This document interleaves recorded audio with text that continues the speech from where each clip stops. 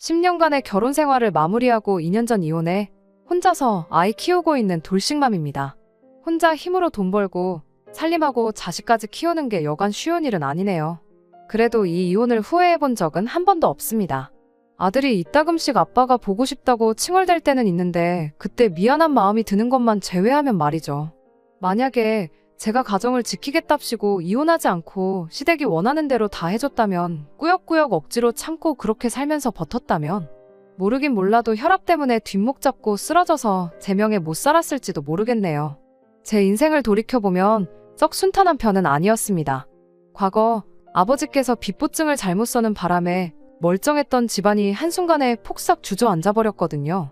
지금은 어떻게 잘 이겨내서 평범하게 지내고 있긴 하지만 제가 결혼할 때만 해도 저희 집에서 그 어떤 지원을 기대할 만한 상황은 아니었습니다. 반면에 시댁은 저희 집과는 다르게 어느 정도 여유가 있는 집이었습니다. 남편 아래로 저랑 나이차가 얼마 나지 않는 신우가 있는데 한참 사회생활 해야 할 나이임에도 집에서 놀고 먹고 있었고, 하고 싶은 공부가 있다고 해서 시부모님이 선뜻 당신들 돈으로 유학을 보내주는데, 그것만 봐도 저희 집과 비교해서 많이 여유가 있는 집이구나 하는 생각이 들어서 부럽기도 했었죠. 하지만 그런 넉넉한 형편에도 불구하고 시댁에서는 저희에게 그 어떤 지원도 해주지 않았습니다. 거기에는 이유가 따로 있었어요. 시어머니는 저희가 돈이 없으면 없는 대로 시댁에 들어와 당신들 모시고 살 것이라 생각했던 거였죠. 시어머니가 간과하고 있었던 건 제가 모아놓은 돈이 어느 정도 있었다는 사실이었습니다. 애초에 저도 집에서 아무런 지원을 받지 못하는데 시댁에서 아무 지원을 안 해준다고 해서 그게 섭섭한 상황은 아니었거든요. 비록 남편이 당시 모아놓은 돈이 그동안 제가 모아놓은 돈과 비교했을 때 보잘것없이 초라한 액수긴 했지만, 애초에 시댁 지원이 없다고 해서 결혼을 포기할 생각이었다면 남편의 청혼부터 거절했었을 겁니다. 당장 모아놓은 돈이 얼마 차이 나는 것보다 같이 꾸려나갈 미래가 더 중요하다고 생각했던 저였거든요. 그리고 돈이 아무리 없다고 해서 시댁에 들어가 빌부터 살 생각은 더더욱 없었고 말이죠. 그래서 결국 시댁에 들어와 살라는 시어머니의 제안을 거절하고 저희들이 모아놓은 것만 가지고 결혼식을 올리게 되었습니다. 제가 모아놓은 돈에다 대출을 더 받아서 전세로 신혼집을 구했어요. 남편이 모아놓은 돈을 가지고는 혼수를 마련했습니다. 다행히 결혼식 비용은 축의금 들어온 걸로 대충 다 처리할 수 있었어요. 그 와중에도 조금이나마 아껴보겠다고 신혼여행도 KTX 타고 경주로 짧게 다녀왔습니다. 한 번밖에 없는 신혼여행을 국내 여행으로 퉁치는 게 아쉽긴 했지만 해외여행은 나중에 자리 잡고 나서도 갈 수도 있는 거였으니 당장 아쉬운 마음은 뒤로 하기로 했죠. 아무래도 어릴 적에 빚보증 때문에 이 꼴 저 꼴 다 보고 자랐다 보니 경제적인 어려움 없이 아이 둘 키우면서 평범하게 잘 사는 가정을 꾸리는 게 제 꿈이었어요. 경제적으로 안정감을 갖기 위해선 무엇보다 자가로 집을 가지고 있는 게 중요하다 생각했고요.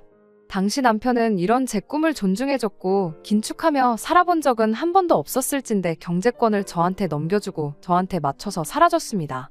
용돈도 최소한으로 타서 쓰고 그 좋아하던 술도 끈타시피 하면서 저를 도와줬었죠. 결혼 첫 해의 여름이 굉장히 더웠던 걸로 기억되는데 그때 에어컨도 없이 선풍기 2대로 여름을 보냈어서 더 기억에 남는 것 같습니다. 그렇게 허리띠 졸라매며 사는 와중에도 사랑은 싹튼다고 결혼 2년차가 되던 해에 첫째 아이를 갖게 되었어요.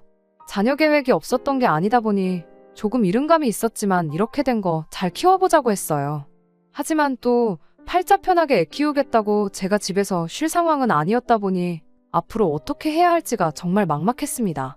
그러던 와중에 저희 친정이 빚도 다 갚아내고 조금씩 여유가 생기기 시작했어요. 집안 형편 때문에 제가 가고 싶던 대학도 포기했던 게 결혼할 때 한 푼도 못 보태줬던 게 평생 마음의 짐이었다며 친정어머니께서 조리원 비용도 내주셨고 아이도 대신 돌봐주시겠다고 해주셨습니다. 그 덕에 저는 딱 2달 몸 추스르고 복직해서 맞벌이 생활을 이어갈 수 있었습니다. 그때가 한참 돈 모으는데 속도가 붙기 시작한 와중이었거든요. 그런데 아이 생겼다고 애 키워야 한다고 제가 덜컥 회사를 그만둬버리면 앞으로 돈을 모으기는커녕 여태껏 애써 모아놓은 돈까지 전부 까먹겠다 싶은 상황이었거든요.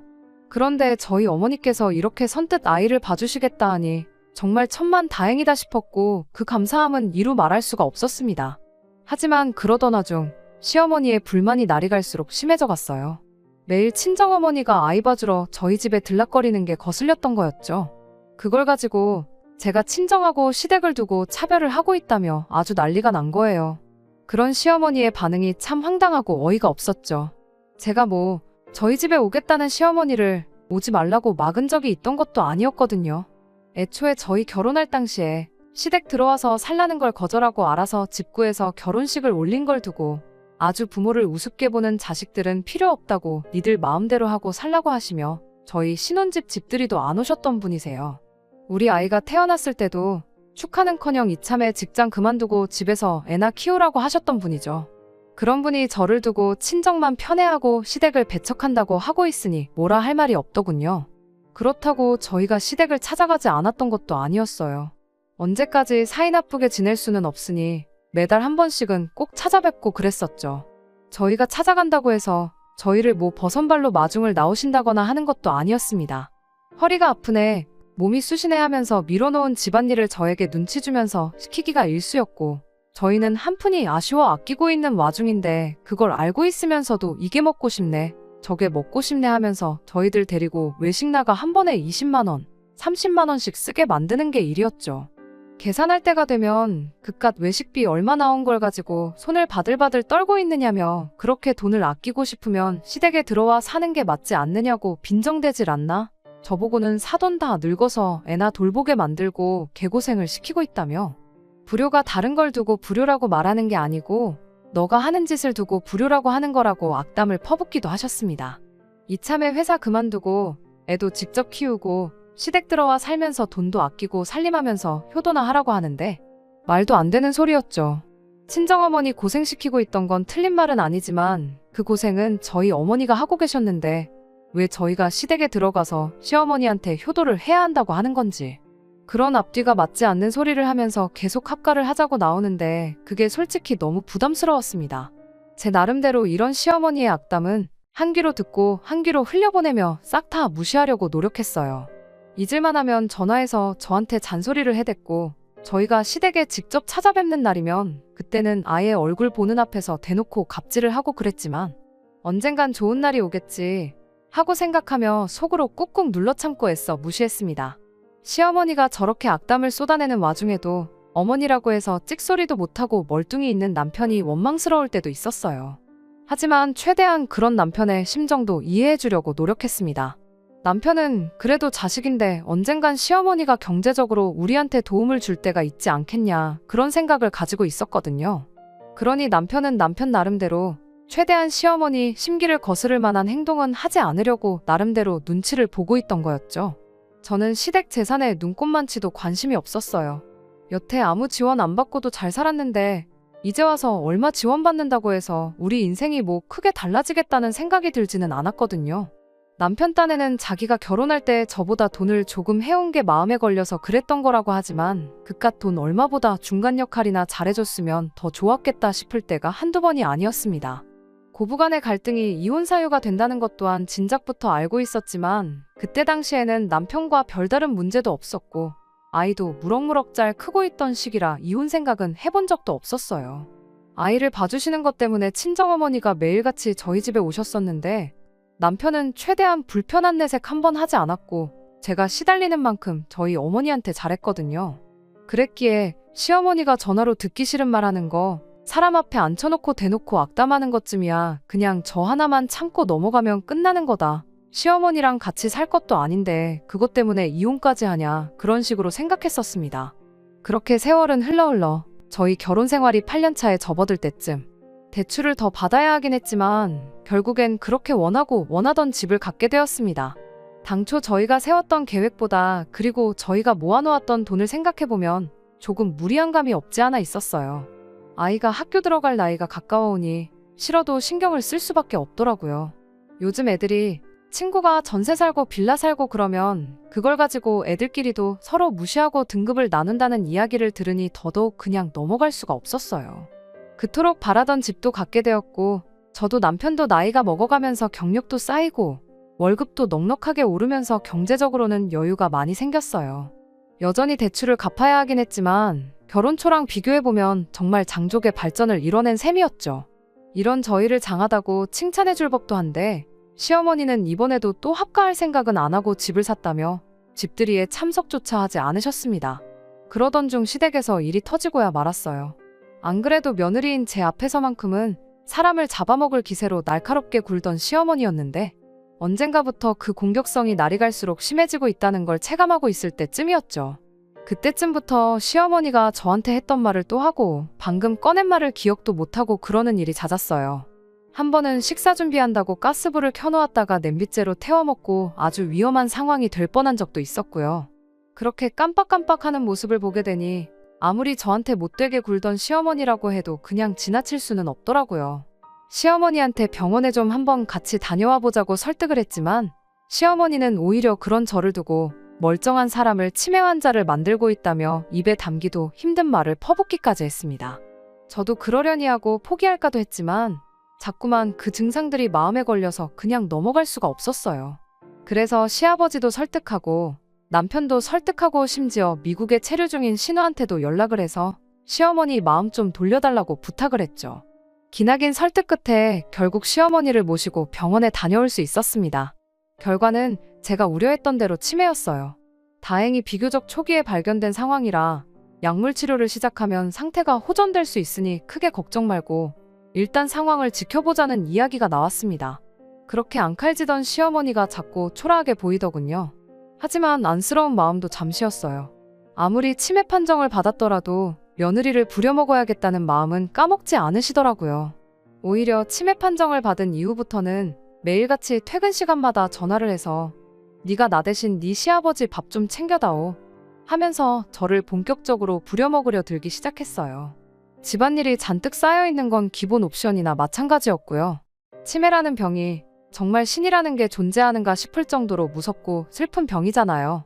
그동안 제대로 된 며느리 대접 한 번 받아본 적 없었지만 그래도 시어머니가 정말 딱하다는 생각뿐이었어요.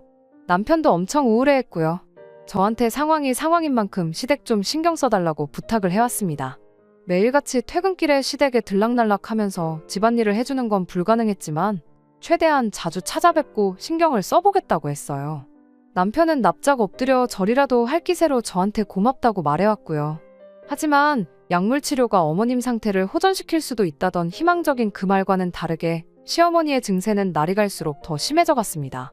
요 근래에는 화장실 실수도 종종 하기 시작했어요. 그간 매일같이는 아니더라도 제가 꼭 주에 한 번은 퇴근길에 시댁에 들러 밀린 집안일도 해놓고 가고 그랬었는데 이젠 화장실 실수까지 하게 되니 제가 일주일에 한 번 오는 걸 가지고는 어떻게 손쓸 방도가 없었어요. 시부모님이 경제적으로 여유가 없는 분들도 아닌데 왜 간병인 부를 생각은 하지도 않고 저한테 다 떠넘기는지 싶었죠. 남편도 종종 한 번씩 시댁에 들러서 얼굴을 비추긴 했는데 저한테 시키는 것과는 다르게 남편한테는 그 어떤 집안일도 시키지 않는 것처럼 보였습니다.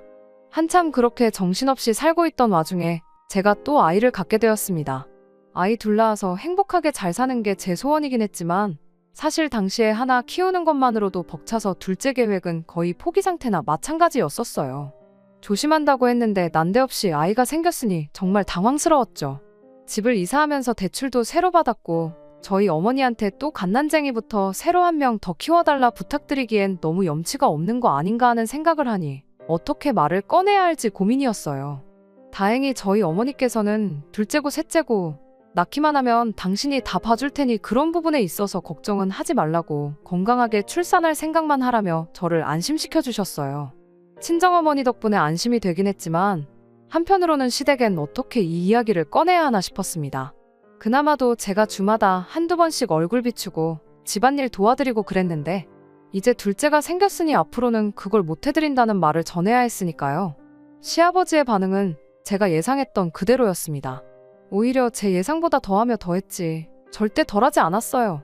시아버지한테서 치매 환자인 시어머니를 살펴야 하는 이 시국에 둘째를 갖는 게 말이나 되냐며 니들 지금 생각이 있냐 없냐는 잔소리를 들어야 했습니다.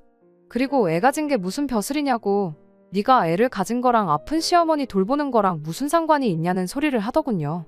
네 시어머니도 신우 가졌을 때 남편 키워내면서 집안일도 다 하고 집안어른들 모시면서 다 해냈다는 말을 보태면서요.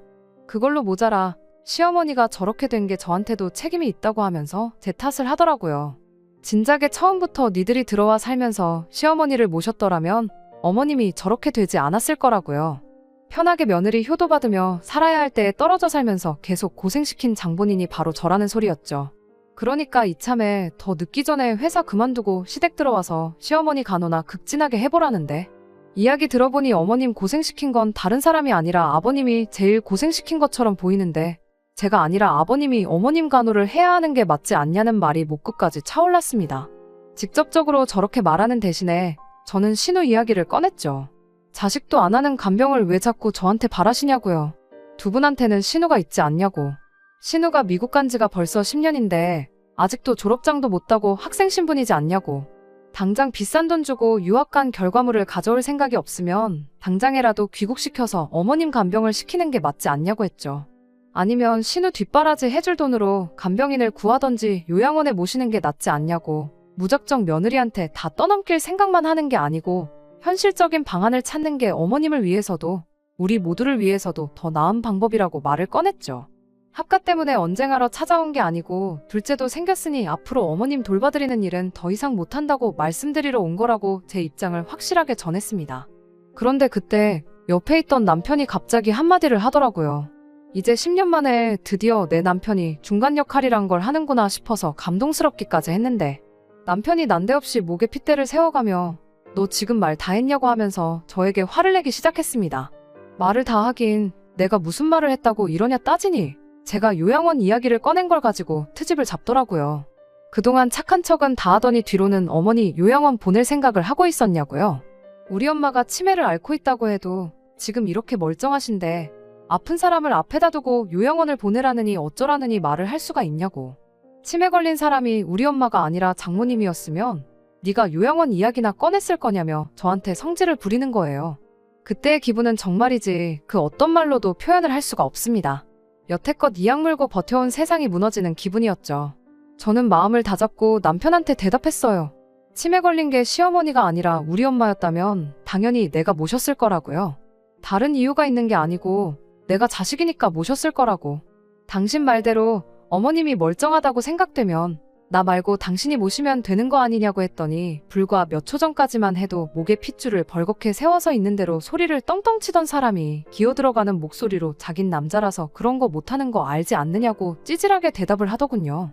그 말을 들으니 내가 무슨 부귀영화를 누리겠다고 시어머니 갑질을 견뎌내며 바쁜 시간이나마 쪼개가면서 시댁에 최선을 다했는지 싶더군요. 그래서 내가 말하지 않았느냐고, 남자라서 못하는 거면 미국에 있는 당신 동생 불러다가 간병을 시키면 되는 거 아니냐고 다시 따졌습니다. 막말로 신우가 미국에 직장이 있는 것도 아니고 가정을 꾸려서 거기서 살고 있는 것도 아닌데다가 뭐 박사학위 딴다고 논문 준비하는 것도 아니고 학부 졸업장도 못 따서 허덕이고 있는데 이미 실패한 유학을 포기시키는 게 뭐가 어렵냐고 했어요.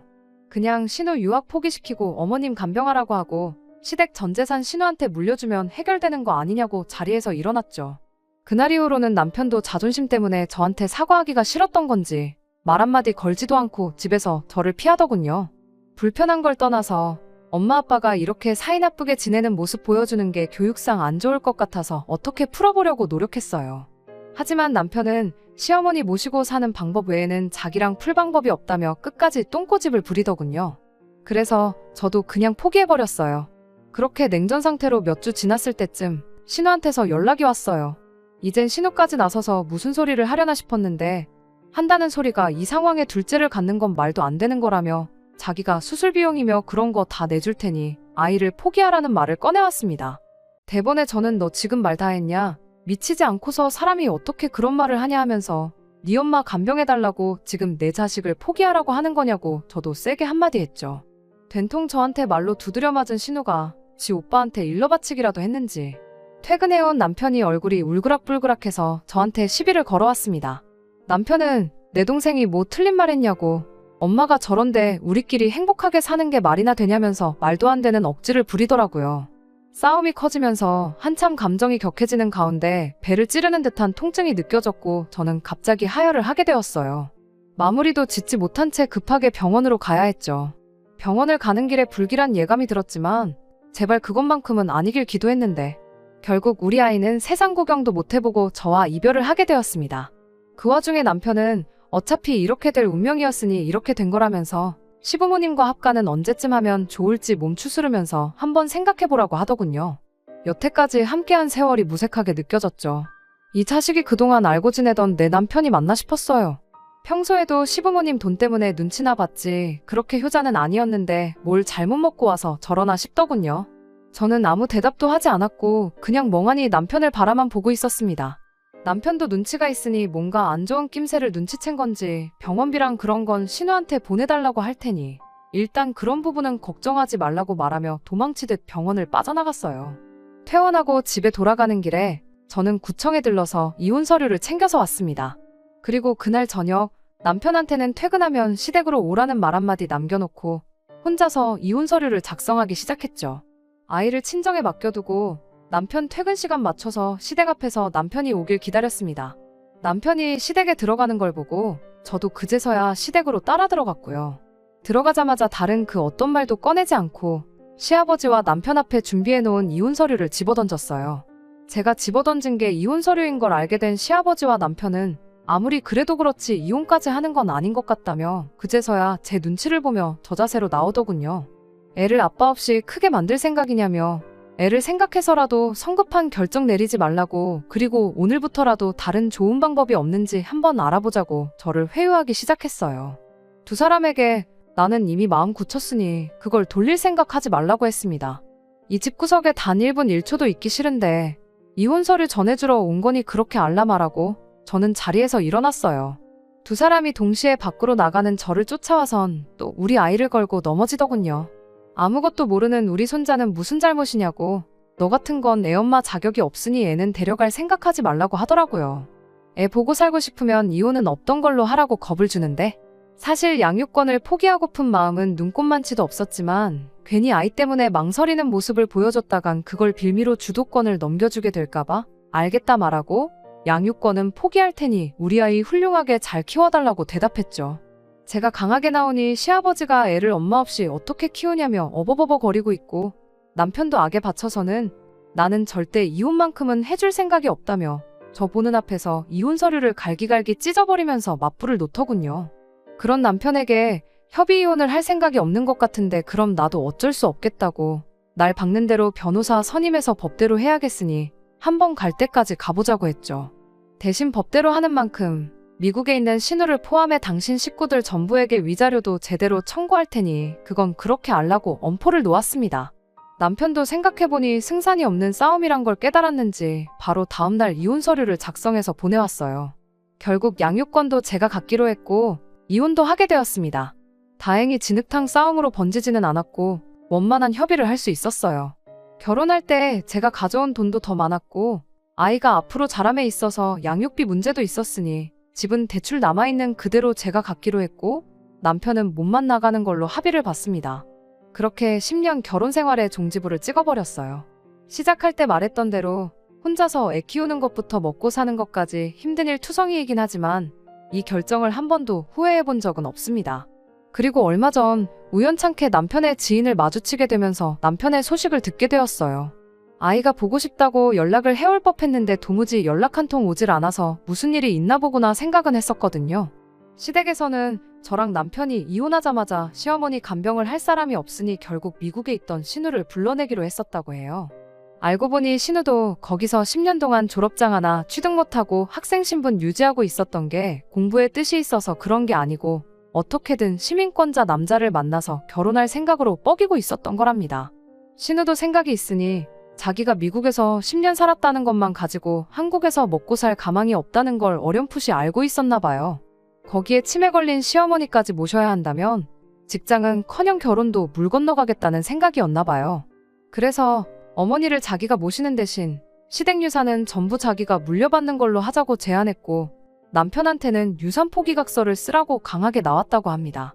저희 결혼 생활 내내 남편이 시댁에 직접적으로 뭘 해줬던 건 며느리인 저를 부려먹는 것 말고는 전무했지만 남편은 그마저도 전부 자기 공 아니었겠냐며 여태까지 10년간 자기가 모신 게 있는데 어떻게 유산을 포기할 수가 있겠냐고 각서는 못 써주겠다고 나왔대요. 신우도 단호하게 그럼 오빠랑 아빠가 알아서 모시라고 한마디 했고 그 길로 가족들과 연 끊고 아예 미국에 눌러 살기로 했답니다. 남편과 아버님에겐 마지막 카드나 마찬가지였던 신우가 사라지고 나니 달리 선택지가 없어서 결국 남편이 시댁에 들어가서 아버님과 번갈아가며 밤낮으로 시어머니 간병을 하기로 했다나 봐요. 그런데 남편은 곧 죽어도 일하고 돌아와서 어머님 간병을 할 생각이 없었던 건지 일부러 퇴근도 늦게 하고 그러면서 모든 짐을 시아버지한테 떠넘겼다네요. 견디다 못한 아버님은 간병인을 구할 테니 남편 보고 간병인 비용을 대라고 나왔다 하고요. 남편 월급을 제가 뻔히 알고 있는데 지원금이 얼마나 나오는지는 모르겠지만 그 비용 빼고 나면 남편 월급에서 남는 게 거의 없을 거거든요. 그래서 간병인을 구하려던 계획도 무산이 되었고 어머님은 결국 집 근처 요양원으로 모시게 되었답니다. 그러는 과정에서 남편과 시아버지 관계도 소원해져서 결국 견디다 못한 남편은 그 집에서 독립을 해서 나왔고 지금은 회사 근처에 코딱지만한 원룸 하나 구해서 거기서 혼자 먹고 자고 살고 있다고 하더라고요. 사실 마음 한편으로는 시댁 식구들이 그동안 제가 얼마나 고생을 했는지 뼈에 사무칠 정도로 한번 직접 느껴봤으면 하는 바람이 있었어요. 시어머니도 오래오래 사셔서 더 오랫동안 시댁 식구들을 괴롭혀주셨으면 했죠. 그런데 제 이혼을 계기로 아예 온 시댁 식구들이 서로 연 끊고 뿔뿔이 흩어지게 되었다는 이야기를 들으니 이것도 나쁘지 않은 결과인 것 같아서 속으로 혼자 만족스러워했네요. 뿌린 대로 거둔다는 말이 괜히 있는 말이 아니구나 싶기도 했고요. 이따금씩 제가 너무했던 건가 괜히 죄책감에 시달릴 때가 있었는데 결국 저 꼴이 난 걸 보니 제가 정말 좋은 결정을 내렸다는 생각뿐입니다. 이제 마음에 걸릴 거 없이 저랑 제 아이 행복만 생각하면서 살아가야겠어요. 끝까지 들어주셔서 감사합니다. 오늘의 사연은 여기까지입니다. 구독과 좋아요, 알람 설정 부탁드리고 더 좋은 사연으로 다시 찾아뵙겠습니다. 감사합니다.